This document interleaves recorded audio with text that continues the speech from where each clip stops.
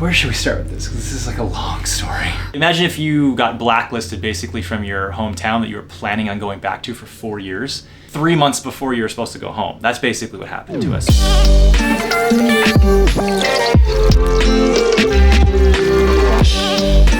We're originally from St. John's, Newfoundland, but we're living temporarily for 1 year in Vancouver, BC. We're moving back to Newfoundland in the summer. This is our 6-month plan, all of the weekends from now until July.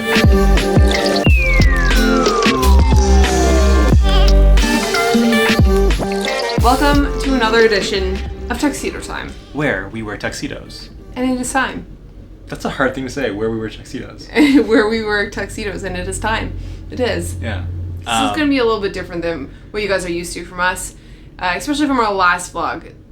If you guys have been following us since we moved to Vancouver, then you already know that we were supposed to go back to Newfoundland. We didn't go back to Newfoundland. We ended up in Buffalo. Newfoundland's an island off the east coast of Canada, in case you were wondering. I did my undergrad, my med school, my 5-year residency there, and then I had a job offered to me during mid-residency for a position doing part interventional radiology and part diagnostic radiology. That job was contingent on me going away to get subspecialty training in interventional radiology, which is why we went to Vancouver for a year. We actually started the vlog when we went to Vancouver because we knew we were only going to be there for a year. We were like, well, we're going to be here for a year. Let's make the most of it. Let's go on adventures every weekend that you're not on call or not flying. That's right. Let's make the most of it, and we'll have all these great memories. And that was really just that was the start of the vlog. Yeah, that's basically the reason why we started it. We started off blogging and then realized that telling our story through video just made more sense because it came more natural to us, and then ended up making a video a week, and then it turned into this vlog, and now there's like almost 7,000 of you guys who watch this, which is crazy. So that was kind of the plan and the reason why we started vlogging in the first place. Recently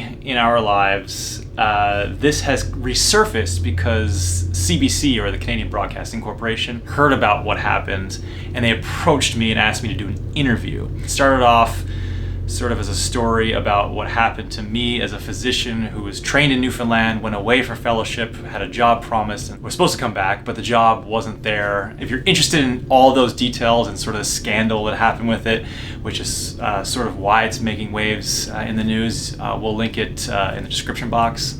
We're not going to get into the juicy details here on the vlog today. There are a couple of important points we wanted to talk about because it brought up the interesting question of how does social media relate to your day job? Obviously, with me working from home, being self-employed, now I work for a company, but before I could do whatever I want on the internet because I was my own boss. It didn't matter. But for you, it's a bit trickier. As a professional, you definitely have to think about your presence online. Not to say that you shouldn't exercise caution no matter who you are or what you put on the internet, because the internet's forever. We embrace social media. It's not always embraced by people in the profession of medicine.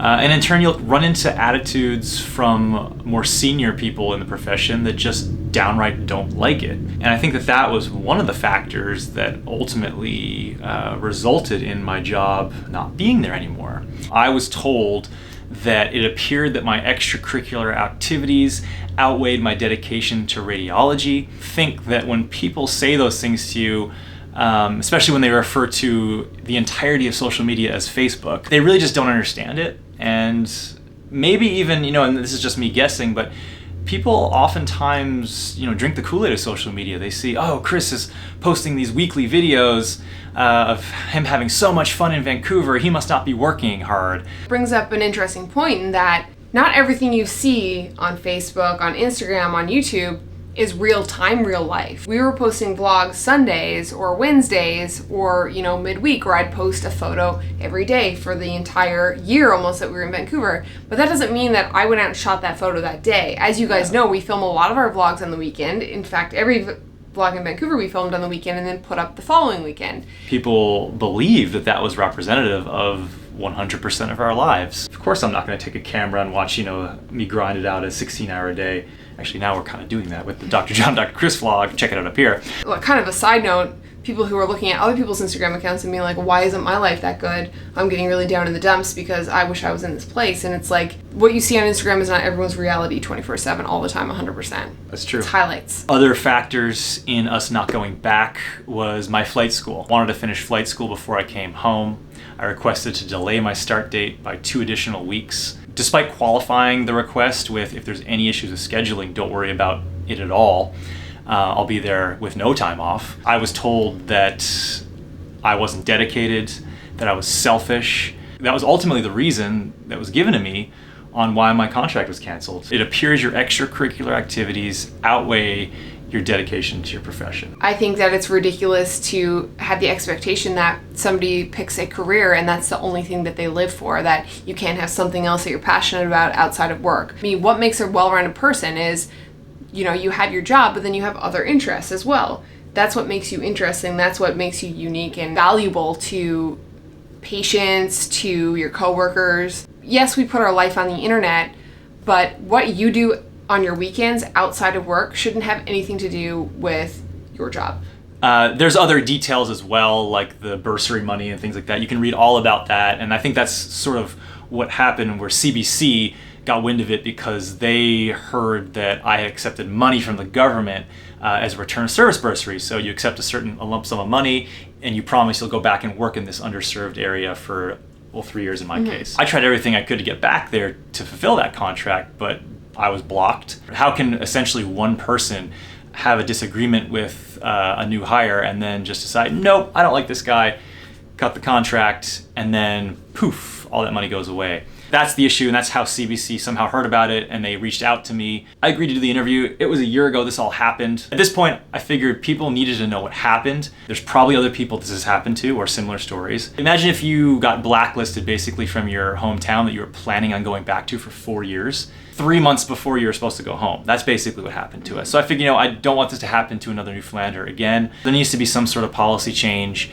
and some sort of accountability for it. So that's why we agreed to do the CBC story. Since then, it's blown up. This whole week, I'll log into Facebook and there's like literally hundreds of messages in support. We appreciate all of the positive comments and messages that you guys have been sending us, so thank you very much. It means a lot to have your support, and even though this happened last year, glad we're in Buffalo. We both love our job. We love being here. We do miss home. We miss family at home the most. That's tough. And, for people who are eventually going to have kids someday, the grandparents are really the ones that are going to suffer here. And the grandkids won't see their grandparents nearly as much. Yep. That sucks. Yeah, but, it does. It's just fucking shit, honestly it is. But you gotta roll with the punches when life throws shit at you. In the grand scheme of things, losing a job is not really a big deal. There's lots more things that are detrimental, We don't want it to be doom and gloom. We don't want to get you down that, or feel like we're complaining to you guys. Like I said, don't want you guys to feel too bad for us either. Life trajectory changed, unexpectedly, but that's the message here. We know that a lot of you have gone through, are going through, or will go through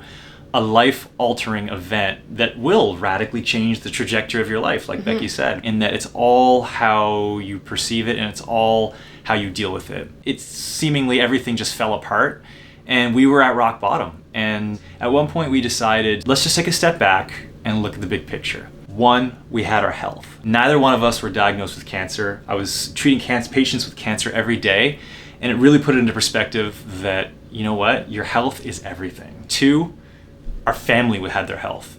Everybody in our family is healthy. That is huge. We can still see these people. It's just a matter of traveling. Number three, ultimately the only person that's responsible for your happiness is yourself. What is the point of, dwelling on this, what I like to call situation? Let's pick ourselves back up. We got our health. We're young individuals. Let's move on. Next thing. What is it? Okay, it's Buffalo. Let's make the most of it. Let's go in with an open mind. Fourth thing we thought about was we still have our careers. Neither one of us lost the ability to perform the work that we were trained to do. Skills are really transferable. So we figured, what? We could go anywhere in the world. How exciting is that? Yeah, that thought's liberating. It didn't happen overnight, that transition of thought. It took months. It did take months. This was dragged over months. We're not saying it was all hunky-dory. Yeah, you guys didn't see any of that because we completely left it off of the vlog. Having to get up and do a 16-hour day, that gut-wrenching feeling, it sucks. And then working from home, being alone, without friends or family, stewing in it, also fucking sucks. And it felt very weird because for a while it felt like we were living a double life. We had our internet life and we had real life. There was a full solid month that I just did not want to pick up the camera. I did not want to talk to the camera. I wasn't in the mood to vlog, but we pulled our shit together because we made a commitment to put up a video a week. We pulled our shit together and we did that. This one here was my rock. She Thanks, babe. Was fantastic through it, supportive. Mad respect to you for thanks, just honey. Pushing through. Well, you do what you have to do. I mean, there's a job that exactly. needs to be done, so I appreciate the. I appreciate you saying that. And a little change, like moving to a new country, is like a first world problem. The only thing is really tragic about it is that we won't be seeing our family as much. Yeah, and that is the most tragic part. It is. Aside from that, we just roll with the punches. We're really happy now. So, a bit of a different vlog. Obviously, this is a lot, I don't know, more real, deeper. This is probably the realest shit we've talked about yet. There's always a fine balance of how much we put on the vlog of our life and what we share with you and what we keep to ourselves. We kind of avoided this topic because there was really nothing public about it, and it was either you tell the whole story or you don't tell anything about it, because you can't really half tell the story. But now that it's all out there, I think we can now talk about it. I'm amazed by the number of people who have reached out to me saying this almost exact same thing happened to me, or a very similar story happened to me, or I'm going through this right now. From all the people who have things going on, they told me, they were like, I don't want to say anything publicly, so that's why I'm direct messaging you. I'm trying to get a job in St. John's, or I don't want my employer to think that I'm going to cause a stink because then they won't hire me. They're trying to get a job still. So these people are in that same situation where they're going through this crap, they're being discriminated against, they're too afraid to speak out, just like I was. We were basically in a situation where we were put under duress. We had somebody in a position of power who was telling us that you're crap, that you're a poor candidate, that you're not good enough. You're not, essentially that you're not a dedicated physician, and you start believing that. I mean, it's the definition of gaslighting. Like, they were making you question reality. And we started believing it for a bit, and we were depressed over it, and we thought that nothing would ever get better, we'd never find a job. You realize that that's not the case, and it was actually more the issue was with them the whole time. We've gotten a little bit deep with you guys. Take home message: if life gives you lemons, squeeze the shit out of them, make the most delicious fucking lemonade you've ever made in your life, right? and do the swab thing for lemons for leukemia. That's always a good thing to do too. We're gonna end it there. If you liked the video, give it a thumbs up, subscribe, and hit the bell so you get notified when we post new videos. We'll see you next week with a more uplifting and feel good video. Bye!